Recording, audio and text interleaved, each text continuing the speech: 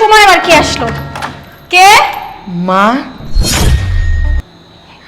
মা তুমি এতদিন কেন যাওনি আমার কাছে? এই ছেলে, কে তোমার মা? তুমি কাকে মা বলছো?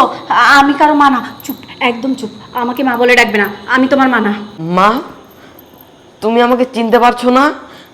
আমি তোমার ছেলে সুমন। তুমি আমাকে ভুলে গেছো মা? চুপ, একদম চুপ। এই ছেলে, তোকে বলছি না চুপ করে দাঁড়িয়ে থাক এখানে। আর এখানে দাঁড়িয়ে থাকবে কি? আমার বাসা থেকে বেরো। আমি তোকে 100 বার করে বলছি, আমার কোনো সন্তান নেই, আমি কারো মা না। বুঝতে পেরেছিস? আমার হাজবেন্ড রুমে আছে। যদি কোনোভাবে জানতে পারে যে তুই আমাকে মা বলে দাবি করছিস না, তাহলে আমার সুখের সংসারটাই নষ্ট হয়ে যাবে। শোন, আমি সেটা কখনো চাই না। আর আমি তোকে চিনি না তো চিনি না। তুই এক্ষুনি আমার বাসা থেকে বেরা, বেরা বলছি। মা, ও মা, তুমি তো আমার গর্ভধারিণী মা। তুমি আমাকে ভুলে গেছো তাই না? জানো মা, আমি না তোমাকে অনেক খুঁজেছি। আমি তোমাকে পাগলের মতো খুঁজেছি। প্রতিটা সময়, প্রতিটা সেকেন্ড আমি তোমার কথা মনে করেছি যে কোন দিন আমি আমার মার কাছে যাব, আমার মার হাতে দুটো ভাত খাবো। অবশেষে আমি আমার মাকে খুঁজে পেলাম।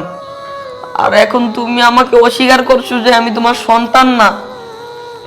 আচ্ছা মা, বলো তো আমি কি দোষ করেছি যে দোষের কারণে তুমি আমাকে সন্তান বলে পরিচয় দিচ্ছ না? চুপ, হ্যাঁ, একদম চুপ। এখানে দাঁড়িয়ে কোনো কান্নাকাটি করবি না, কোনোভাবে আমাকে ইমোশনাল করার চেষ্টা করবি না। শোন, তুই আমার সন্তান না, আমি তোকে চিনি না। তুই বেরিয়ে যা, যা বলছি।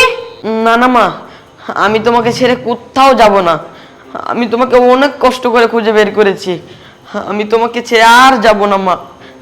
জানো মা, আমি রাস্তাঘাটে অনেক কষ্ট করেছি, গিয়ে আমাকে একটুও দেখেনি।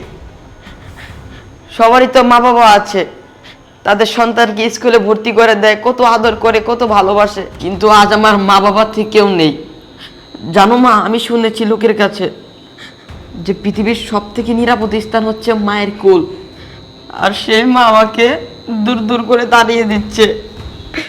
আচ্ছা মা, তুমি আমাকে আরেকটা কথা বলো তো, বাবাও একটা মেয়েকে বিয়ে করে ফেলেছে, তুমিও আরেকজনকে বিয়ে করে ফেলেছো, আর মাঝখান দিয়ে আমার কি হলো?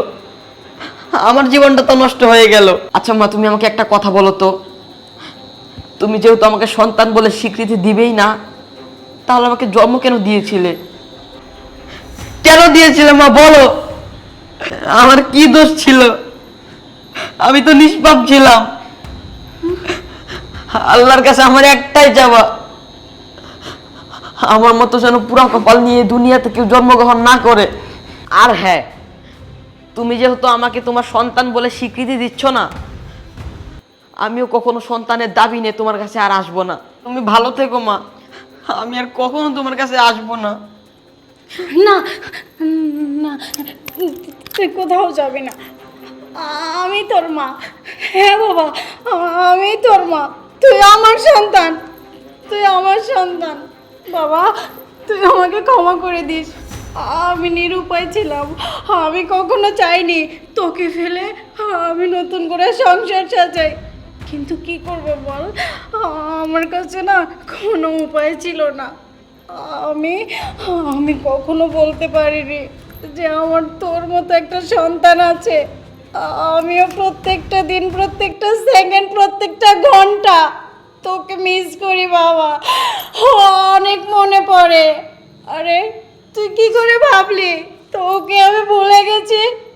আমি তোকে ভুলতে পারি না। এই পৃথিবীতে কোনো মা তার সন্তানকে বলতে পারে না। কিন্তু বিশ্বাস কর, আমার এই বুকে পাথর চাপা দিয়ে আমি এখানে আছি। আমি কখনো মুখ ফুটে তাকে বলতে পারিনি আমার সন্তান আছে। আমি তার কাছে যাব, তাকে আমি ভালোবাসবো, আদর করব। বাবা, তুই আমাকে ভুল বুঝিস না, আমাকে ভুল বুঝিস না বাবা।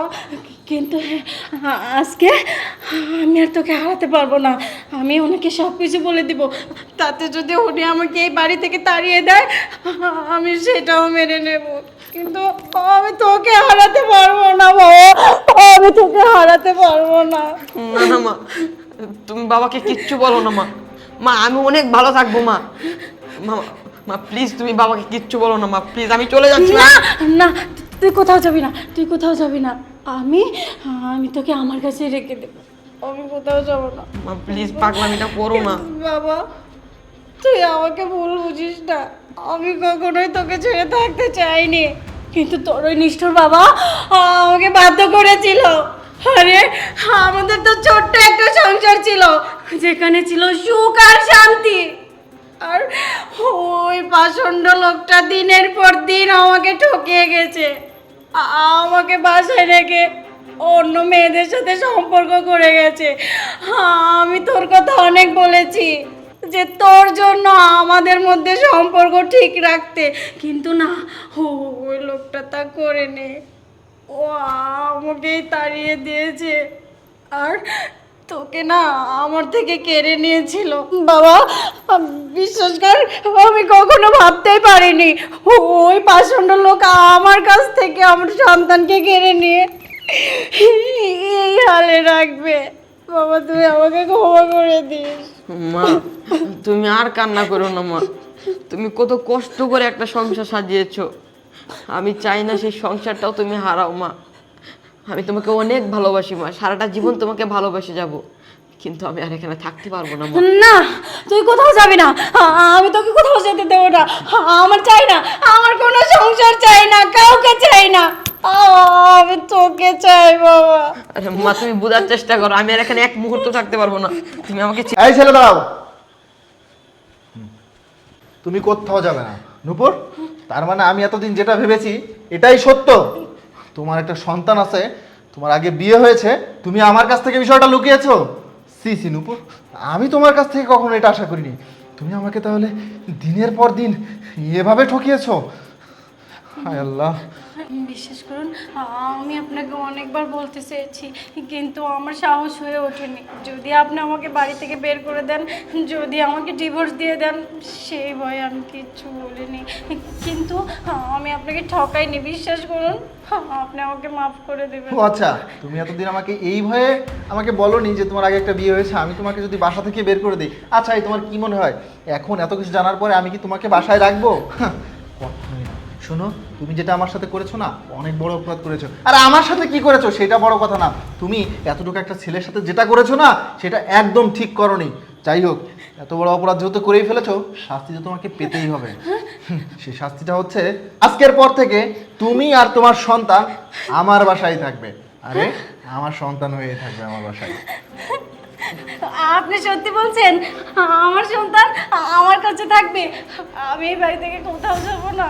হ্যাঁ আমি একদমই সত্যি বলছি নূপুর। আর শোনো, ওকে আগামীকালকে একটা ভালো স্কুলে ভর্তি করে দিব, যাতে করে ভালো করে পড়ালেখা করতে পারে, ঠিক আছে? তোমার সত্যি সন্তান বলছেন মানে বাবা? হ্যাঁ আমি যেটা বলছি একদম সত্যি কথাই বলছি। শোনো, তুমি আর তোমার সন্তান আজ থেকে আমার বাসায় থাকবে, আর ওকে আগামীকালকে ভালো একটা স্কুলে ভর্তি করে দিব, যাতে করে ভালো করে পড়ালেখা করতে পারে। সত্যি আমি এতদিন শুধু আমার কপালের দোষ দিয়েই আসছিলাম যে আমার কপালটা অনেক খারাপ, কিন্তু না, আমার কপালটা অনেক ভালো। আমি কতটা সৌভাগ্যবান যে আপনার মতো স্বামী পেয়েছি। বাবা আর কোনো টেনশন নেই, চল। আচ্ছা ঠিক আছে, শোনো ওকে ভিতরে নিয়ে কিছু খাওয়া দাওয়া করো, ঠিক আছে? ঠিক আছে, চল।